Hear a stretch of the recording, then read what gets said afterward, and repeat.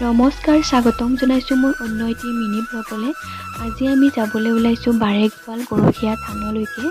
আজি মাহঁতে নাম ধৰিব, যিহেতু প্ৰতি বছৰে সভা হোৱাৰ পিছত নাম ধৰে, সেয়েহে এইবাৰো এনেকৈ নাম ধৰিছে আৰু মাহঁতে এনেকৈ ঠেলাখন ঠেলি লৈ আহিছে। লগতে ময়ো অকণমান টানি দিছোঁ, পিছৰ পৰা যিহেতু ঠেলি আছে, বেছি কষ্ট হোৱা নাই, সেয়েহে অকণমান টানি ময়ো সহায় কৰি দিছোঁ।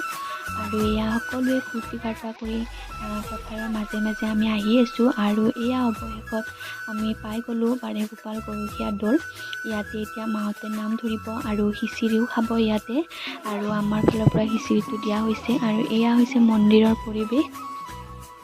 আৰু মন্দিৰ আহি পাই আমি ধুনীয়াকৈ ইয়াতে ধূপ চাকি লগাই দিলোঁ। এয়া মই ধুনীয়াকৈ পূজা কৰিছোঁ ইয়াতে, আৰু এনেকৈয়ে আজিৰ দিনটো পাৰ কৰিলোঁ। আৰু মই গোটেই ভিডিঅ'টো মই মোৰ ইউটিউব চেনেলত আপলোড কৰিম, অসমীয়া ছোৱালী জিম্পিজ ব্লগ, তাত গৈ ভিডিঅ'টো চাব।